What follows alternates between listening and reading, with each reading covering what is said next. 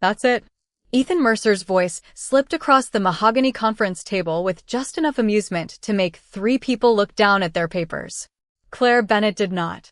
She watched the estate attorney place a single worn car key in front of her, its black plastic casing scratched white along the edges, while the grandfather clock behind him counted another second into the silence.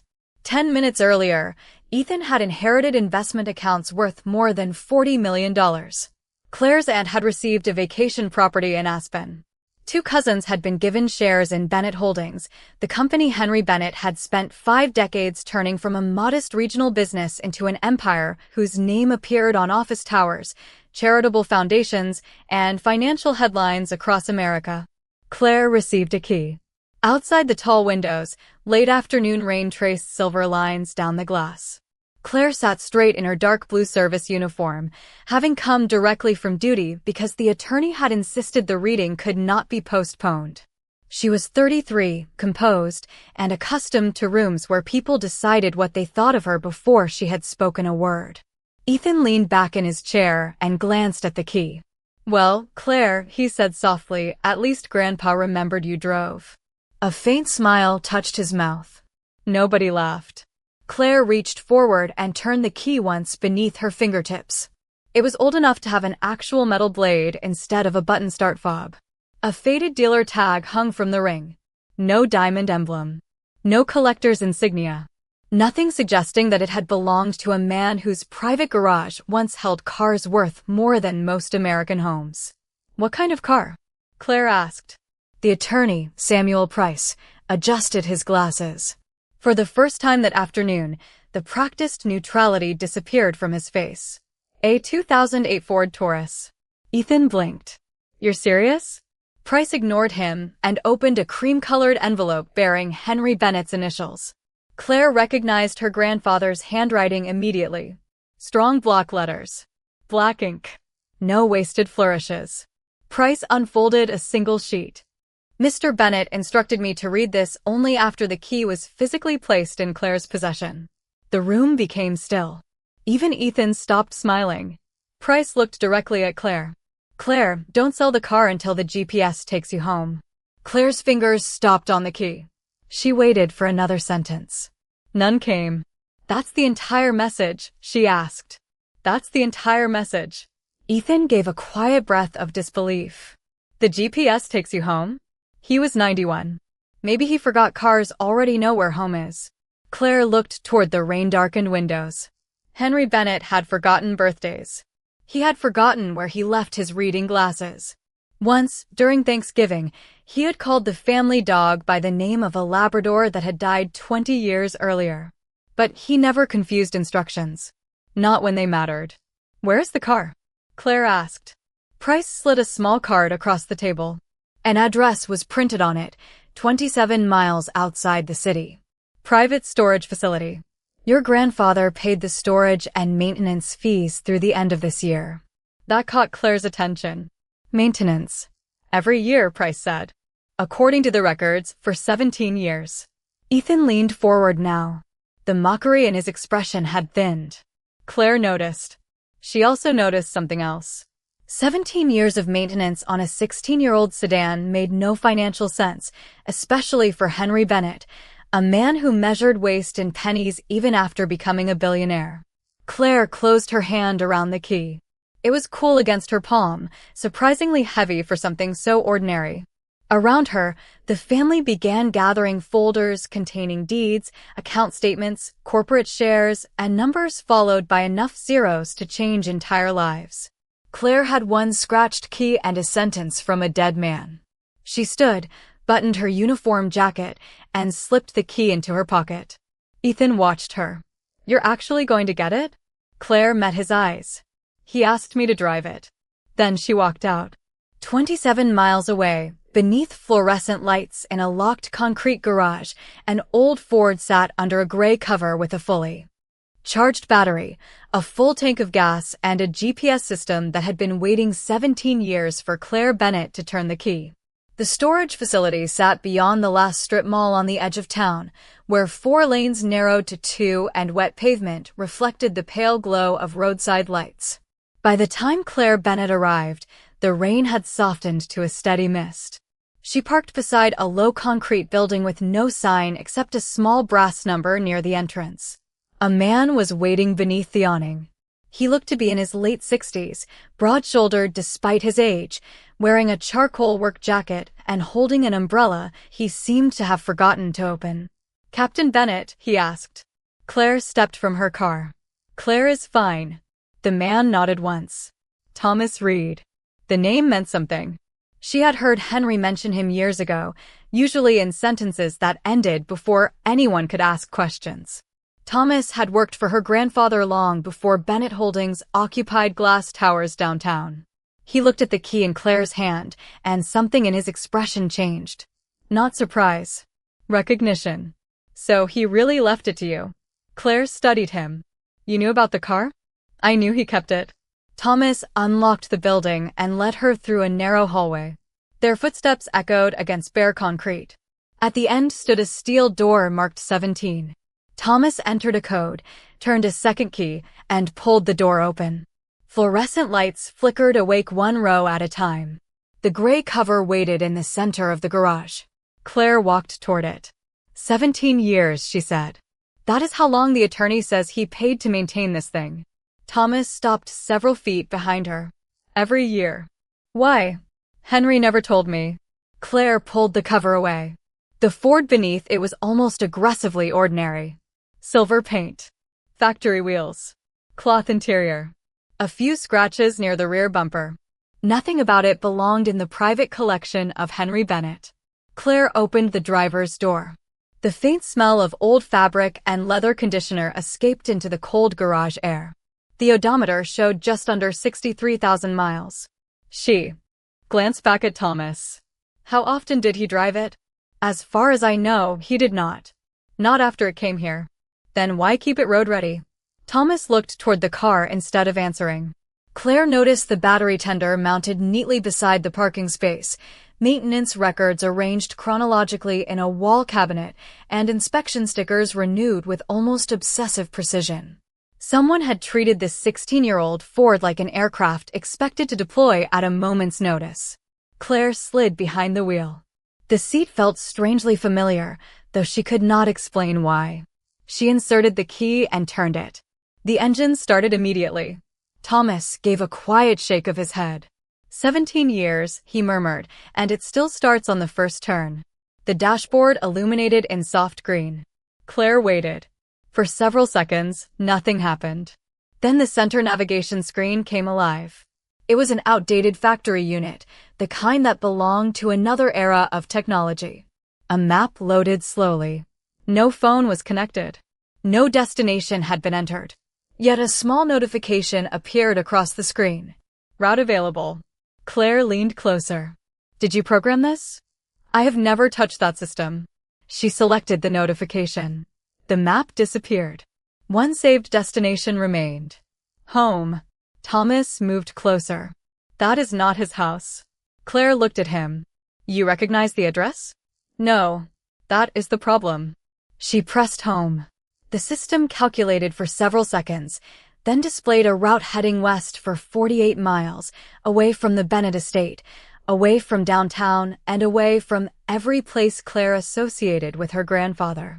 A calm electronic voice filled the car. "Proceed to the highlighted route." Claire stared at the blue line stretching toward a place she had never been. Then the screen flickered once. The map vanished. For words appeared in plain white letters. "Claire, wait 10 seconds." Thomas went completely still. Claire did not breathe. The navigation unit had been installed years before Henry died, long before anyone in the family knew who would inherit what. 10 silent seconds passed. The screen flickered again. A second message appeared. "Claire, do not follow the first route." Claire kept her hand away from the screen. The engine idled with a low, even hum while rain whispered against the garage door behind them. Thomas Reed stared at the 4 words as if they had been written by someone standing in the room. Claire counted the seconds automatically. 10, 15, 20. Nothing changed. "What first route?" Thomas asked. Claire looked at the map button, then at the message. The 48-mile route it gave us. Then Henry expected you to ignore it. No, Claire said quietly. He expected me to notice something. She reached toward the navigation controls, but stopped before touching them. Her grandfather had loved instructions with two meanings. When Claire was 16, Henry had taught her to drive in an empty supermarket parking lot. He never told her to watch the road. He told her to watch what changed around it. She looked beyond the screen. Dashboard. Vents. Radio. Gear selector. Nothing unusual. Then she noticed the trip meter. It read 17.4 miles. Claire frowned. Did anyone drive this after the last service? Thomas shook his head. It was transported here. Flatbed truck. Claire pressed the trip reset button once. The number disappeared. The navigation screen immediately went black. Thomas leaned closer. A soft electronic tone sounded, and a new map appeared. The original blue route was gone. In its place was a thin green line heading northeast. Distance, 17.4 miles. Claire felt the old lesson settle into place. Watch what changes. He linked the trip meter to the navigation system, Thomas said. Can that even be done? Not at the factory. Claire looked at him. Which means somebody modified this car. The destination had no street address, only coordinates and a small word beneath them, begin. Thomas exhaled slowly. Henry never mentioned any of this. Claire shifted into reverse. Then I suppose he was not talking to you. Outside, evening had settled over the highway. The rain faded behind them as Claire followed the green line north. Shopping centers gave way to older neighborhoods, then open stretches of road bordered by dark fields and wooden fences. Thomas followed in his own vehicle several car lengths back. The navigation system gave no spoken directions now. It simply displayed distance. 12 miles. 8. 4. Claire passed an interstate entrance, then a gas station, then a weathered sign welcoming drivers to Millbrook, population 3,112. She had never heard Henry mention the town. At 0.3 miles, the green line turned onto a narrow county road. Claire slowed. The pavement ended beside an abandoned service station with two faded fuel pumps beneath a rust-colored canopy. She parked. The GPS chimed once. Arrived at begin. For several seconds, nothing happened. Then the speakers crackled. Claire's hands tightened around the steering wheel. A familiar voice filled the car, older and softer than she remembered, but unmistakable. Claire, if you are hearing this, then Samuel gave you the key. You ignored the obvious route, and you remembered what I taught you. Her throat tightened. Henry Bennett had been gone 12 days. Yet his voice seemed close enough to occupy the passenger seat. Before you go any farther, the recording continued, you need to understand something. Your family believes they know where the Bennett fortune came from. They do not. The newspapers do not. The company history does not. Even Thomas only knows pieces. Claire glanced through the windshield. Thomas had parked behind her and was walking toward the Ford. Henry's voice lowered. What I am leaving you is not hidden in this car. The car is only the map. And if Ethan learns where that map leads, do not trust him yet. Thomas reached Claire's window just as the recording ended. She lowered the glass. His face was pale beneath the service station lights. Claire, he said, looking past her toward the GPS, there is something you should know about this place. She waited. Thomas turned toward the abandoned building. This is where I first met your grandfather. In 1978. And Henry Bennett was not a billionaire then. He paused. He was not even Henry Bennett. Thomas Reed stood beneath the rust-colored canopy with rainwater shining on the shoulders of his jacket. Claire remained behind the wheel, one hand resting near the ignition. What was his name? She asked. Thomas looked toward the dark windows of the abandoned service station. Henry Cole. The answer landed strangely. Claire had spent her entire life seeing Bennett printed on buildings, scholarship programs, hospital wings, and financial reports. It had always seemed permanent, as if the name itself had existed before the man. Why change it? Thomas shook his head. That is one of the pieces I never got. He walked toward the building and Claire followed. Near the side entrance, Thomas stopped beside an old metal utility box almost hidden beneath climbing vines. He brushed away the leaves. A small brass plate remained attached to the brick beneath it. Cole and Mercer Auto Service. Claire stared at the second name. Mercer. Ethan's last name. Thomas nodded slowly. That is what worries me.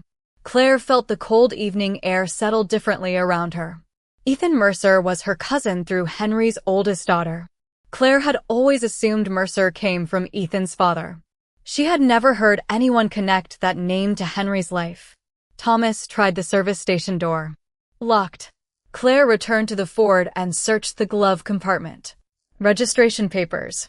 Owner manuals. Maintenance receipts. Nothing.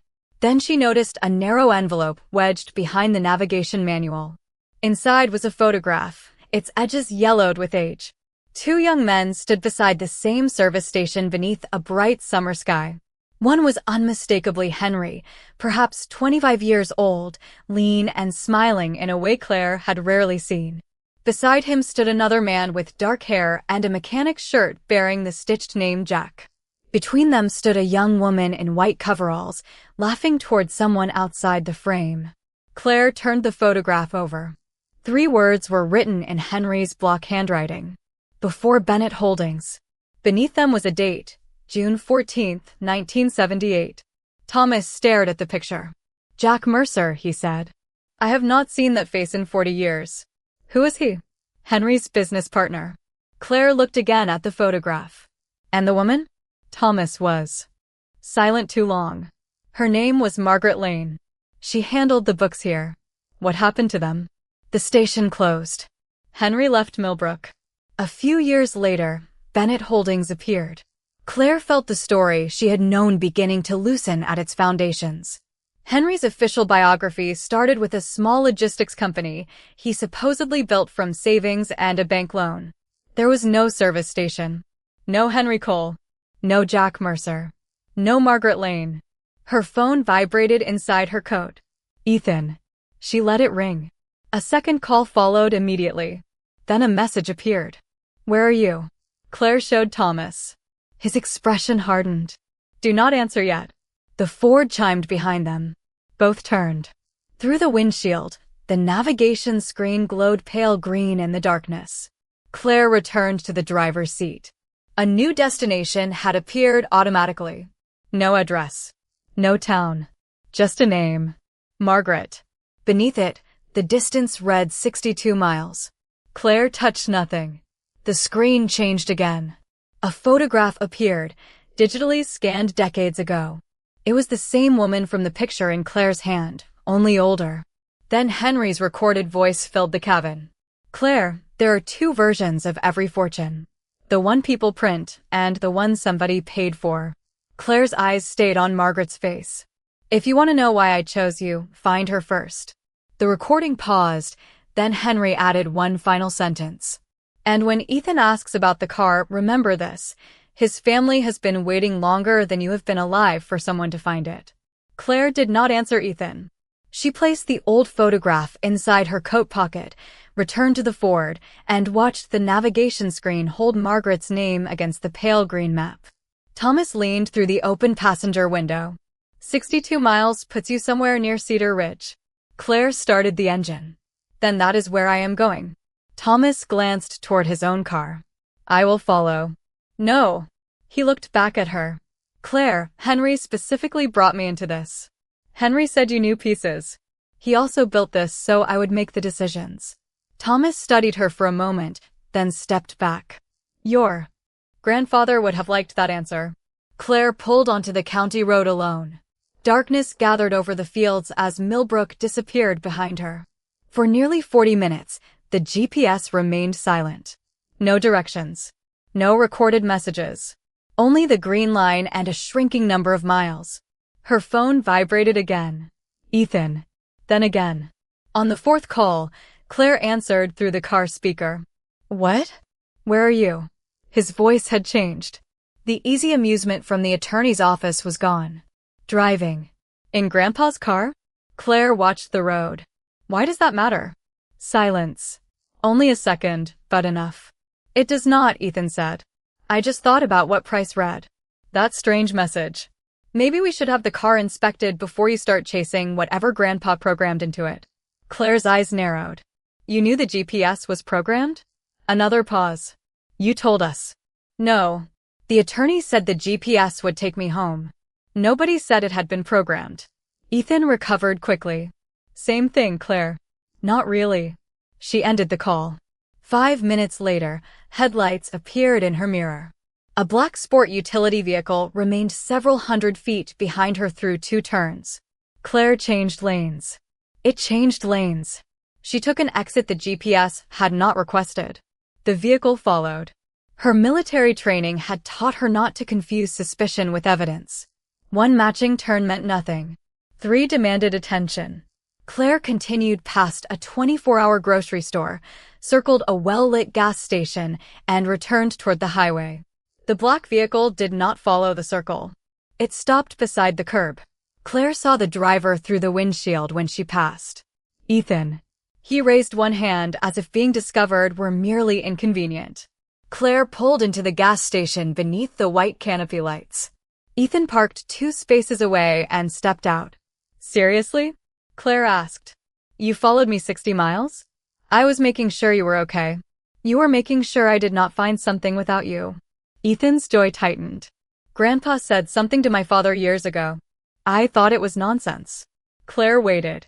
He said whoever got that car would inherit the part of his estate money could not buy. The fuel pump clicked somewhere behind them. Claire said nothing. Ethan looked at the Ford with new attention. I laughed when Price gave you the key.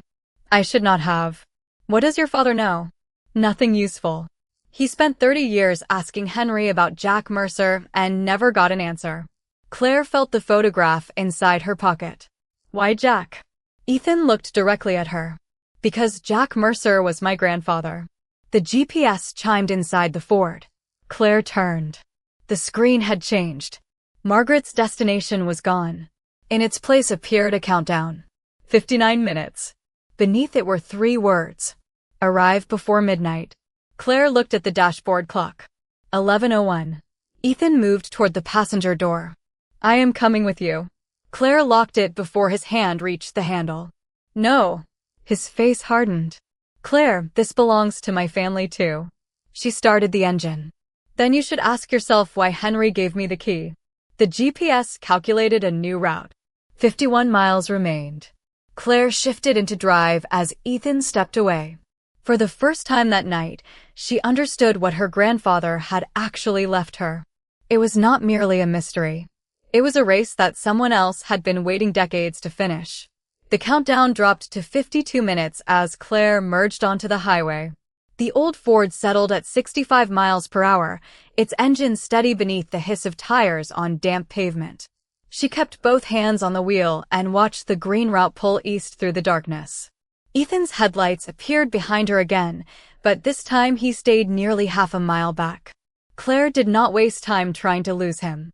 Henry had created a deadline, and whatever waited at the end mattered more than Ethan's impatience.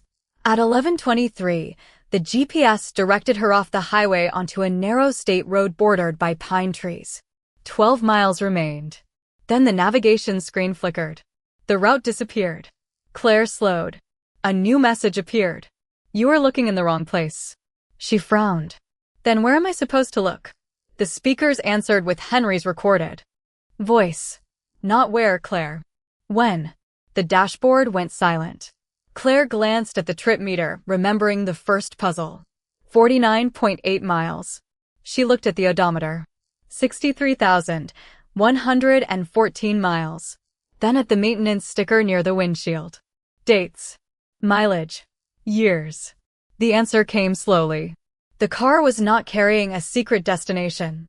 It was carrying a history. Claire pulled into a brightly lit rest area and parked beneath a lamp.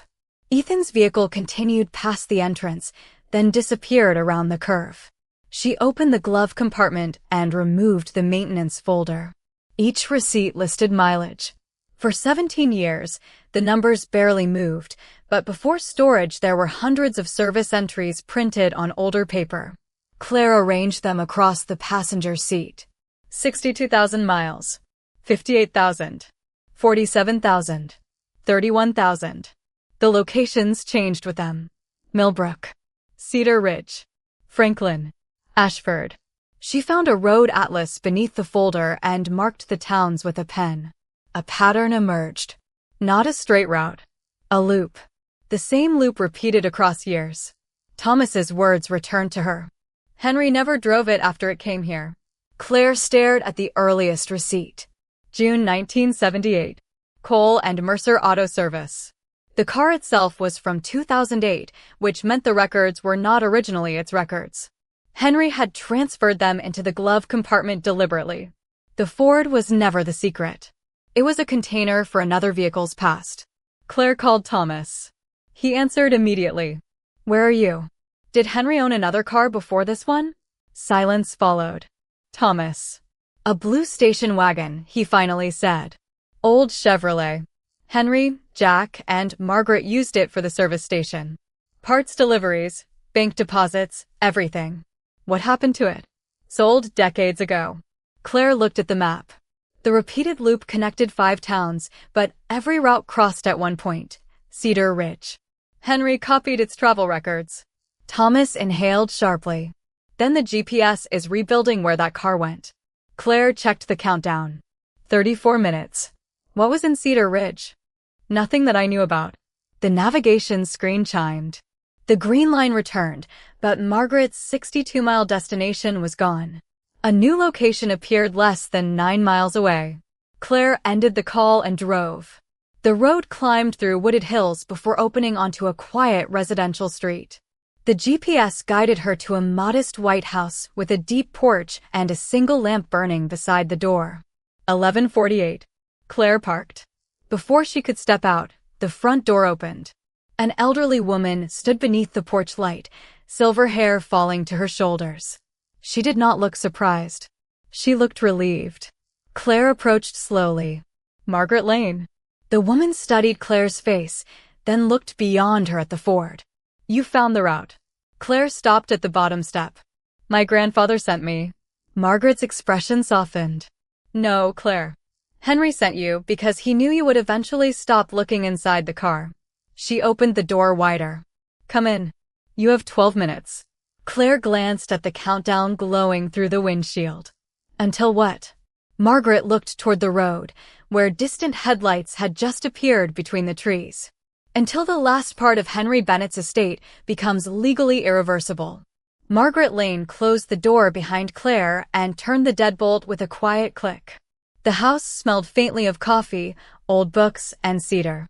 Nothing about it suggested a hidden fortune. No expensive paintings. No marble floors. Just framed photographs, a worn couch, and a wooden dining table covered with neatly arranged envelopes. Margaret pointed to a chair. Sit. Claire remained standing. You said 12 minutes. Margaret glanced at the clock above the kitchen doorway. 11 now. She selected one envelope and placed it on the table. Claire recognized Henry's handwriting. Claire Bennett. Your grandfather gave me that 6 years ago, Margaret said. He told me I could open it only if you arrived here in the car before midnight. Claire looked toward the curtained window. Headlights moved slowly across the glass outside. Ethan had found the house. Why me? Claire asked. Margaret did not answer. Immediately. Instead, she crossed to a bookshelf and removed an old photograph. Claire recognized herself at once, although she could not have been more than 19. She wore jeans, an old college sweatshirt, and a ponytail. Beside her stood Henry, looking irritated. Behind them was a roadside diner Claire had almost forgotten. Where did you get this? Henry. The memory returned. Claire had been home from college when Henry's luxury sedan broke down during a trip. They had waited nearly 4 hours at that diner. Henry complained about the delay, the coffee, and the tow company. Claire remembered something else. An elderly waitress had dropped a tray near their table. Several customers had stared. Claire had quietly helped collect the dishes, then stayed after closing to help the woman carry boxes to her car. Henry had watched without saying anything. That was nothing, Claire said. To you, Margaret replied. Not to Henry. She placed another photograph beside it. Claire in uniform years later, standing at an airport beside a young service member whose flight had been canceled. Claire remembered giving up her hotel reservation so the young woman and her toddler would have somewhere to sleep. She had never told Henry. How did he know about that? He noticed people, Margaret said. Especially when they believed nobody important was watching. Claire felt something shift inside her. She had expected account numbers, corporate documents, perhaps evidence explaining Henry's first fortune. Instead, the trail had led to moments from her own life. Margaret sat opposite her. Henry spent 50 years surrounded by people who knew exactly what everything cost. Eventually, he became afraid they had forgotten what anything was worth. Outside, a car door closed. Claire looked toward the window. Ethan? Margaret nodded. Probably. Then tell me what happens at midnight. Margaret slid the envelope closer. Henry created a private trust 23 years ago. It owns assets separate from Bennett Holdings and separate from the estate your family heard about today. At midnight, control transfers according to instructions already filed with the trustees. Claire looked at the envelope but did not touch it. And this decides who gets it? No. Margaret smiled faintly. That is what Ethan will assume. The distinction mattered. Claire could feel it. Then what does it decide? Margaret looked at the old photographs. Whether you understand why Henry chose you. A knock sounded at the front door. 3 measured taps. Ethan's voice followed. Claire, I know you are in there. Margaret ignored him. Your grandfather did not need another Bennett who could protect money. He needed someone who could protect what the money was supposed to do. Claire finally opened the envelope. Inside was a single card and a small brass key. The card contained only an address she recognized instantly. Her childhood neighborhood. The community center Henry had quietly funded after Claire joined the military. Beneath the address, he had written one sentence. You already passed the test before you knew there was one. Claire stared at the words. The GPS chimed outside. 7 minutes remained. Margaret stood. Now you understand why the route was yours. Claire closed her fingers around the brass key. Ethan knocked again, harder this time. Claire, we need to talk before midnight. She rose calmly and faced the door. For the first time since the attorney placed that scratched car key in front of her, Claire understood that Henry had never been testing whether she could find his secret. He had spent years making certain his secret would find the right person. Claire opened the door with 5 minutes remaining. Ethan stood beneath the porch light, his expensive coat damp from the mist, his eyes moving immediately from Claire to Margaret and then to the envelope in Claire's hand. You found it, he said. Claire stepped onto the porch and closed the door behind her. Found what? Ethan gave a tired laugh. Do not do that. My father spent half his life trying to understand what Henry and Jack built together. If there is a trust, an account, property, anything connected to my grandfather, I deserve to know. Claire studied him. You followed a car you laughed at 6 hours ago. Because I was wrong about it. You were wrong about its price. Ethan's expression tightened. What is the difference? Before Claire could answer, the Ford chimed from the driveway. Its navigation screen had illuminated by itself. Margaret came outside carrying an old portable speaker no larger than a hardcover book. Henry told me this part had to be heard by everyone who reached the house before midnight, she said. Ethan stepped toward her. Then play it. Margaret pressed one button. Henry's voice emerged through a soft wash of static. If Claire is hearing this, she made the trip. If a Mercer is standing nearby, I imagine he followed her. Ethan went still. Henry continued. Jack Mercer was my first partner and my closest friend. The official history of Bennett Holdings begins after Jack left the company. That history is accurate, but incomplete.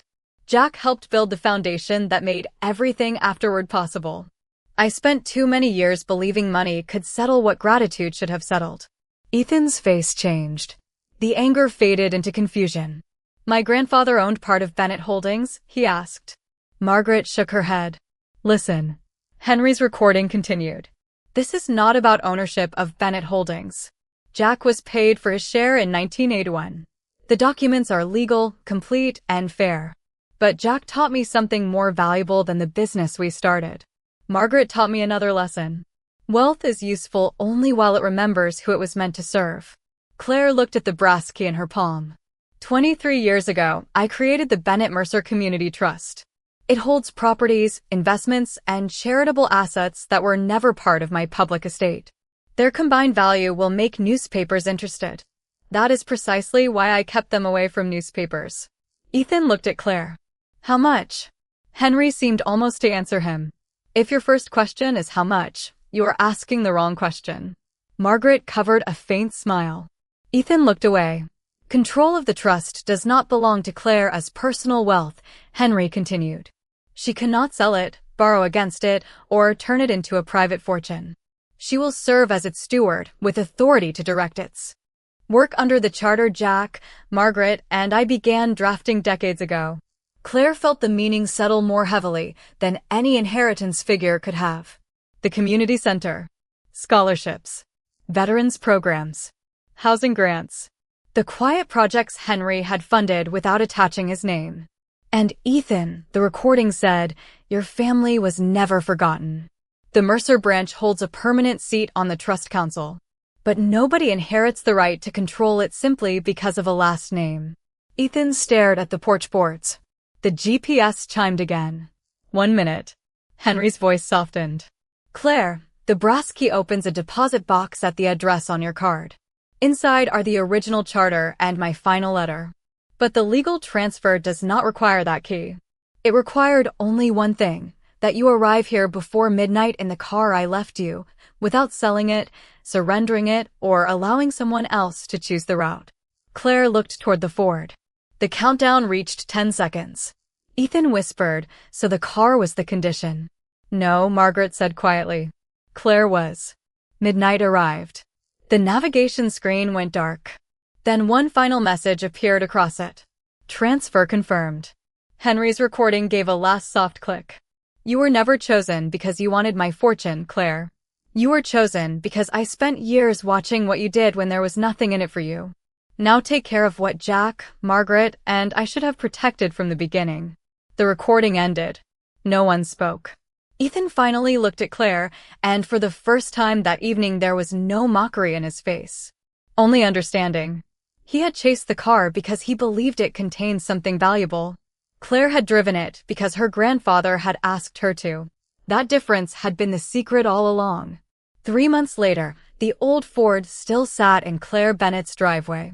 Morning sunlight rested across its silver hood, revealing every small scratch the storage lights had hidden. Claire had been offered newer cars since taking responsibility for the trust.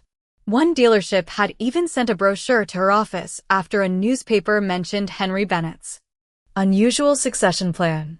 She threw it away unopened. The Ford started every morning on the first turn of the key. Its heater took too long to warm up, the driver's window made a faint whistle above 55 miles per hour, and the navigation screen occasionally needed several seconds to remember what year it was. Claire loved it anyway. Not because it had become valuable. It had not.